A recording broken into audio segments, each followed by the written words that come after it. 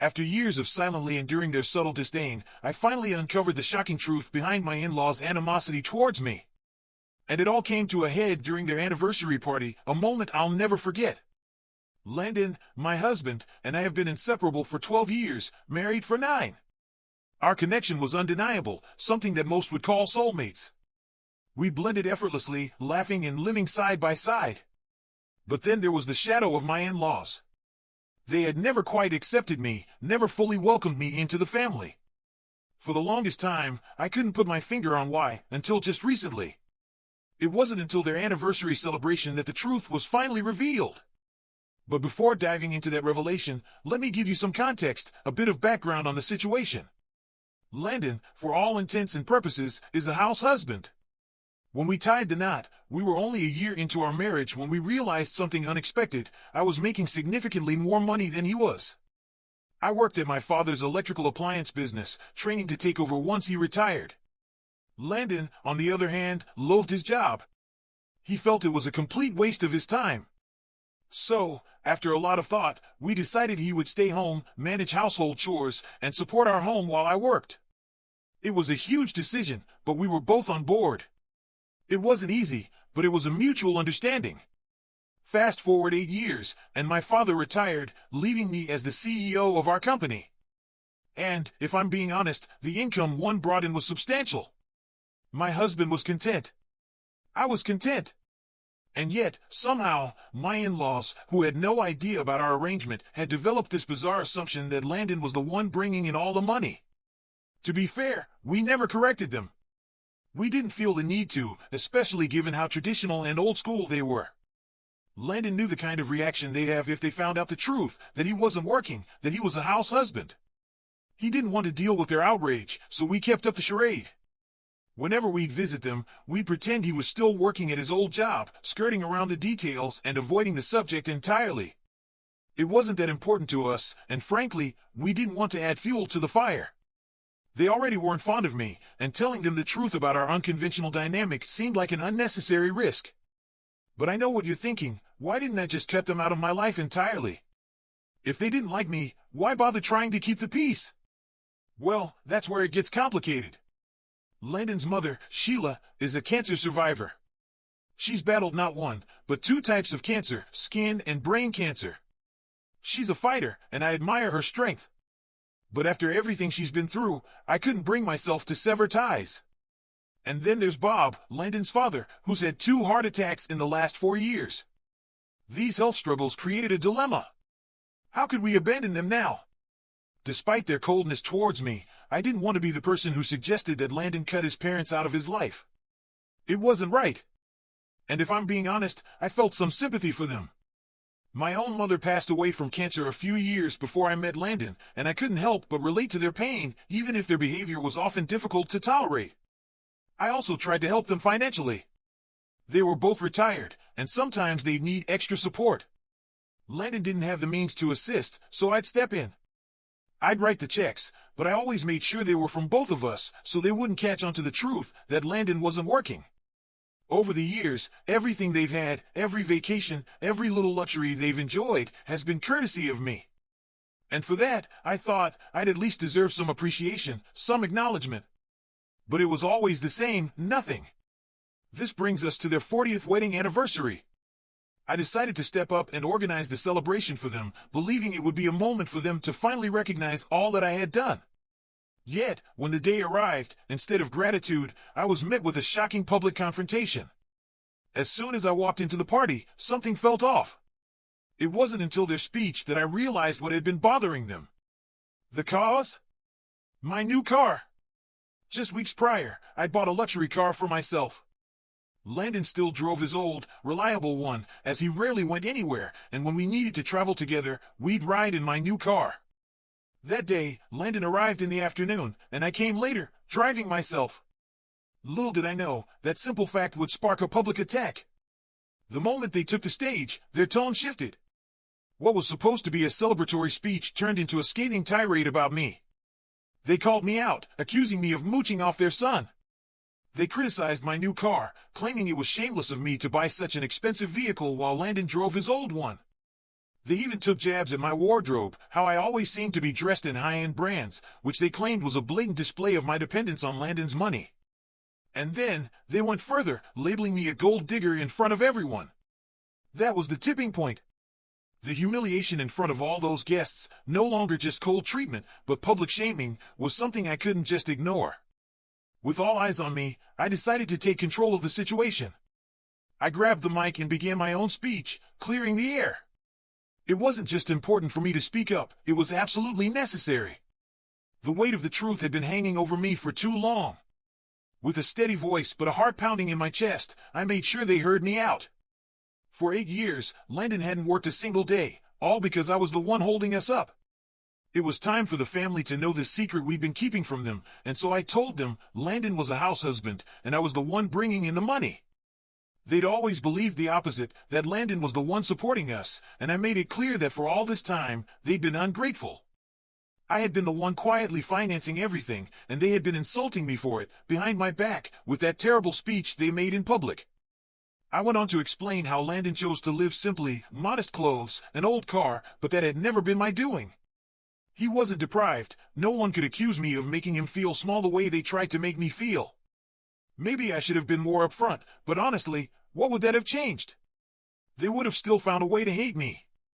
For 8 years, every time we helped them with money, it was clear that I was just as much a part of it. But they never saw it. They never showed any gratitude. We lied to keep the peace because even before that, they had already disliked me for reasons I couldn't understand. So, once the truth was out, there was no reason to stick around and take their abuse anymore. Landon and I left, but not before taking in the expressions of everyone in the room. The guests were stunned, disgusted by the revelations unfolding before them. When we got home, it felt like a weight had been lifted. The lies we'd carried for years were finally out in the open. No more secrets. But the very next day, Landon's parents called. They didn't apologize like we'd hoped. Instead, they accused us of being terrible people. They weren't mad about the lies, it was the fact that I had made that humiliating speech at the party. According to them, I had made them seem like bad parents. First of all, I didn't make them seem anything. I simply showed them a reflection of their own actions. Yes, I agreed that the lies weren't the right thing, but what other choice did we have? If we hadn't, they would have made our lives a living nightmare, constantly harassing Landon about getting a job, pressuring us with guilt. We couldn't cut them off, not with their illnesses. It would have driven us mad. But what I couldn't understand was why, despite everything I'd done, they still hated me. Every check we sent had both of our names on it, and yet, they couldn't see that. When Landon demanded an explanation, all they could do was deflect, focusing on how we'd lied and fooled them for years. They didn't even try to answer his question. And then, with that speech, we'd somehow turned everyone in their life against them, they said. But Landon kept pressing. He demanded to know why they hated me so much, especially after everything I'd done. I'd helped organize their anniversary party, spoke to all the vendors, and they knew it. But none of that mattered. After all I had done, it still wasn't enough. The conversation escalated quickly. I heard Landon's mother's voice rise from the other end, screaming so loudly I could hear her despite being a few inches away. She accused us of gaslighting them for years, and worse, she said she would never forgive me. The damage, she claimed, was done because of my speech. Everyone in their life hated them. She ended the call abruptly, and then the texts started rolling in. They were asking us to calculate how much they owed us, insisting they couldn't take another thing from me. They were fine accepting Landon's help, but as for me, no way. I was a liar, and they wanted nothing more to do with me. I felt a strange mix of guilt and frustration. Was I wrong for exposing the truth? Was I out of line? Landon and I had been struggling with this for so long, but now it was like we were caught in this web of lies and accusations. We'd been trying to do the right thing, but it was never enough. So, we blocked them. We knew it was best to move on, but I didn't expect the peace to come so easily. They'd never seen me as a part of their family, and even after all that had happened, they refused to see it. A week passed, and Landon and I were trying to piece ourselves back together. We blocked his parents from everywhere. There was no more room for their toxicity in our lives. But then, just when I thought I could breathe again, something else happened. Landon and I decided to take a short trip to get away from everything, to clear our heads. It was supposed to be our escape from the chaos, but as soon as we got a call from the alarm company, I knew it wasn't over. They tried to break into our house. I knew it had to be them. The thought hit me hard, and I rushed to the security cameras. Sure enough, there they were, standing outside our door for nearly 15 minutes before resorting to desperate measures. They had bricks with them, and in an act of sheer audacity, they smashed the living room window to get inside. I couldn't believe it. How dare they? I made a mental note to take action later. I wasn't about to let them get away with this. But the madness wasn't over. As I watched, I realized they were still in the house, and that's when I called the cops. I also reached out to my neighbor, a close friend, to let her know what was going on. Within half an hour, the cops arrived, escorting them off our property. Now, it's up to the DA to decide what happens next. Will they be charged? Probably not, since they're elderly. But it still felt like a betrayal I couldn't ignore. For now, my neighbor had already arranged for a temporary replacement of the broken window. It was just one more thing to deal with. And here we were, trying to move on, but the nightmare wasn't over. The glass door had been shattered, but at least it was cheaper to replace than the last one. That didn't make the situation any easier. As soon as we get back home, I swear, I'm going to make sure Bob and Sheila pay for everything they've cost me. And I won't stop there. I'll get every single penny back from them. Their actions have been nothing but infuriating, and it's high time they faced the consequences. But Landon and I had plans, and no matter what they did, we weren't letting it ruin our weekend. We had already decided that nothing, especially their antics, was going to get in the way of our time together. We were still going to spend the weekend on the beach, just the two of us, and deal with everything else when we got back to the city. Just like I predicted, the DA dropped the charges against them. Given their age, Landon told me his dad was connected to someone close to the DA, so it might have played a part in the decision.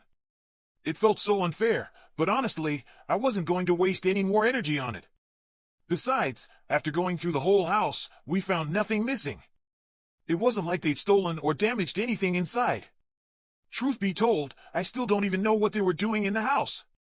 But despite all that, I was still sending them a legal notice.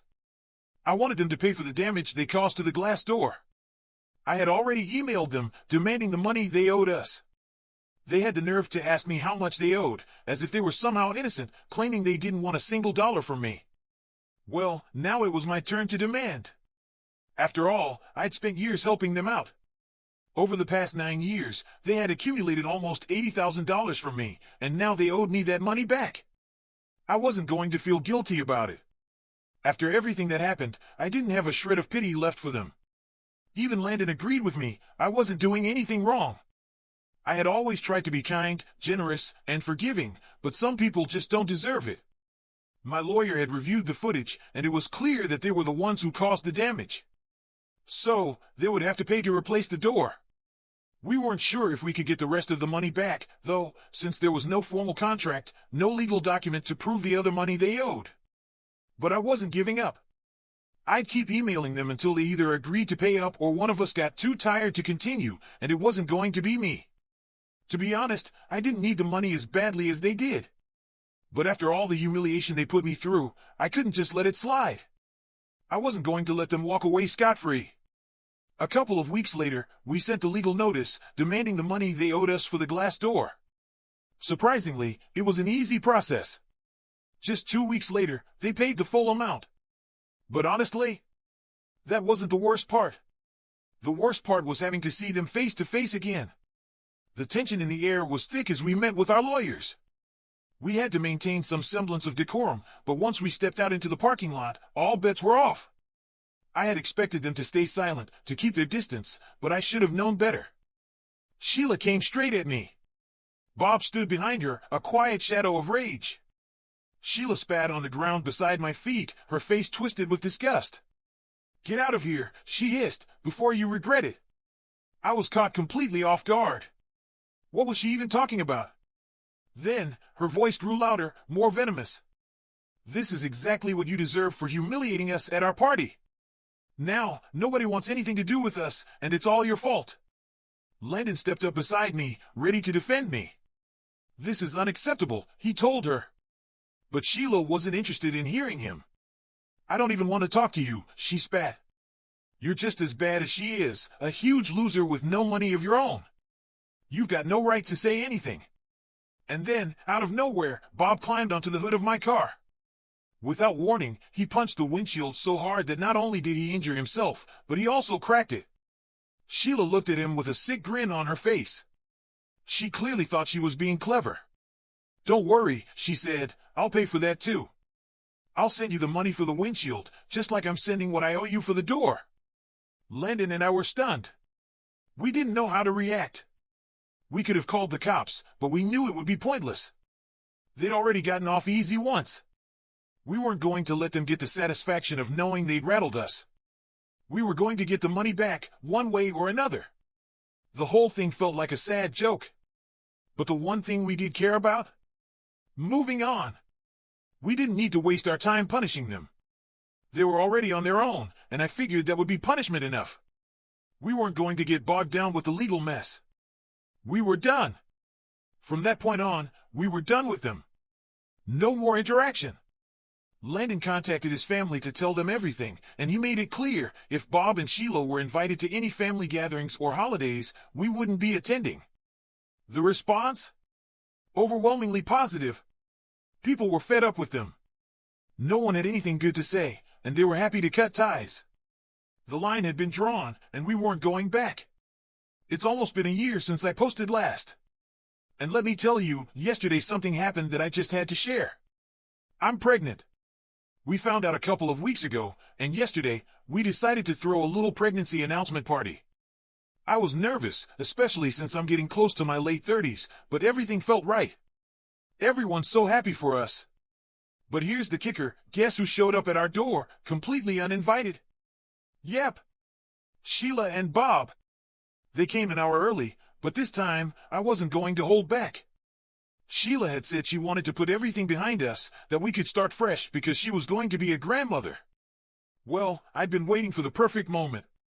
When I opened that door and saw her, I did exactly what I'd been dreaming of. I spat on the ground and told her to get lost. I slammed the door in her face. They rang the doorbell a few more times, but when I opened it again, I told them, very clearly, that if they didn't leave, I'd call the cops. This time, I wasn't going to let them off easy. They wanted to talk to Landon, but he was done. He stepped outside, and with a calm voice, he told them, "I'm not part of the family, and I'm a huge loser with no money, so I'm not even worthy of speaking with you. It's best if you leave." And with that, they left. They were humiliated. And it felt damn good. Now, I'm pregnant, and I'm making sure they never come near me again. I'll be getting a restraining order. I won't risk anything. I don't want them in my life, and I'll do whatever it takes to make sure of it.